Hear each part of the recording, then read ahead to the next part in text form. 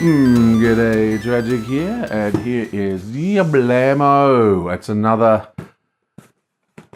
what's in the box. Oops, I tore the box. What is in here? What is in here? Ooh, some nice stuff. Okay. Sherlock Holmes, cat-themed deduction game. Love it. So I got this for kids. Basically, you have these suspects and they've got the times that they're at locations, sort of Cluedo style, and you have to work out who's who and who's the killer. And you've got like these sort of clue tokens that you can spend. Excellent game for kids. Very, very pretty art. Love it. Okay, Warhammer Conquest. Yeah, many of you will know this. This is an LCG game that I really, really like. It's based on the Warhammer IP. It uses some ideas from a lot of other games. So what they were trying to do with Conquest is sort of cut down the traditional CCG deck building. So they took the idea of IDs from a game called Spycraft, which they also took the idea of IDs for Netrunner, Android Netrunner from Spycraft, but they expanded on it. So in Spycraft and in Netrunner, you basically had a ID which gave you some advantages to building decks with certain cards. But in this game, you actually had a hero card who came with a whole set of cards as one group. So if you took, the Orc Leader, or one of the types of Orc, because they're all named, if you took X-Orc Leader, I can't remember their names now, he would come with his own sort of squad that only he came from. So you couldn't take any of those cards unless you're in the squad. But think about how you build decks in any kind of deck builder. Cards all synergize off each other. So by taking a hero that had, like 5 or 6 cards that came with him, plus the hero had his own special power types, it means that it was a lot easier to build synergistic decks out of them. And it also meant that there was less, I don't want to say less choices, but I guess there were. It's more like, it just meant that the decks were much more focused upon the powers of your leaders, you know what I mean? It was a great idea. But unfortunately, it was an idea that really needed, room to breathe. And this game, when FFG started to make miniatures for their Star Wars miniature game, they had a falling out with GW, like Games Workshop, who own the 40K license, because they're like, wargaming is our turf, guys. Get back to your board games or whatever, and your card games. And they couldn't resolve it, and they basically refused to renew, or FFG wouldn't pay the new price, or something happened to their relationship, and they couldn't renew any of their 40K licenses or any of their Warhammer licenses. And this game fell into dust, which is a huge shame because it is a fantastic card game. It's really, really good. And the fans have tried to keep it alive. There's a fan project that is still creating custom, it's the same with Netrunner, but it's not as large a community as Netrunner. So the Netrunner fan expansions are extremely good and prolific. The Conquest ones, I think they've made 2 new entire sets. They've made 1 new entire set, and they've almost finished the second set. So it is still getting expanded very slowly, and the new cards are fantastic as well.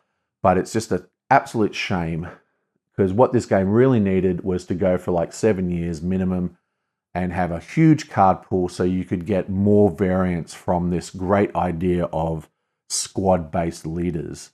Because at the moment, because the squads are they're so defined in how to synergize with it, that the card choices aren't as varied as you'd think.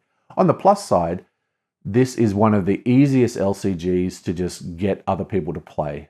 You can, basically draft this game, with like 10 cards. Anyway, fantastic game. I love this game. Sphere. This is a game which I have never played. I bought this because I loved the ads I saw for it on YouTube, like people doing videos about it, but I just never got it down. I bought this as another Stefan Feld. He did Luna, and it's a similar kind of game. I actually don't know much about it because I've forgotten all about it because I've never played it. Okay, Guns of Gettysburg. Now, this is an absolutely top of the line war game. Fantastic. It's like block warfare. It uses real maps. It's just, fantastic. People probably don't know this because I play so many thematic games, but wargaming was my thing, and I still love wargaming.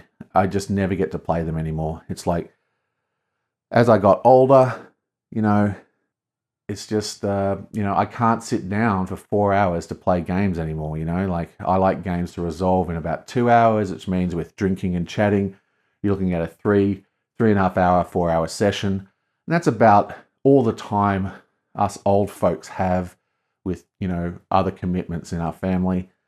But these old war games are like 4 hours raw. So with drinking and chatting, you're talking like 6-8 hours gameplay. I just can't play them, unfortunately. Talking about games I can't play that I like, Genesis. Wow, Empires of the Kingdom. This is just, man, this game is good. Holy hell, I love this game. Fucking, it's just so good. It's sort of war in the Middle East, like way back in time. I think it's in the Bronze Age or something. It's just a fantastic game. You can't go wrong with that if you like war games. GMT is the war game specialists. And what? Here's a big one. Let's make some room. Bam. Exodus. So this is Event Horizon Exodus. Now, Event Horizon was a 4X game that came out a while back, and its goal was to bring this Twilight Imperium experience, but into a much more condensed, shorter gameplay time. And they did that. I mean, it's a very good game. Obviously, they had to cut out some of the aspects of Twilight Imperium, but it's a traditional 4X, Ameritrash in inverted commas, whatever you call it, that did succeed in having a shorter play time, and it was very, very fun. It's still a bit of a beast, especially if you play with all the Exodus content, but very, very good game. And this is, I said it before, like a couple of boxes ago or something, I opened Eclipse, but when I got into gaming, into board gaming, it was all about games like Genesis and Guns of Gettysburg. I was a war gamer. That was what I got into. That was what I loved. And my transition into normal games was Arkham Horror and Space 4X game Twilight Imperium. I actually made my own version of Twilight Imperium, which I wonder if I could find my old rules book for that. Basically, the way it worked is you had like all these components, like little gems, right? And they all represented the galaxy, and you'd shake them and you'd roll them on the table, and that would create the galaxy which you played on. Anyway, whatever. The point is, I love 4X games, and Space 4X is the king of the 4X genre. You can keep your ancient Rome games, you can keep your fantasy games, even on PC. Space 4X rules. It's probably my favorite genre outside of card games, and Exodus is a great example of that. Well, that's that, guys. Whew. Now, I'll see you guys next time.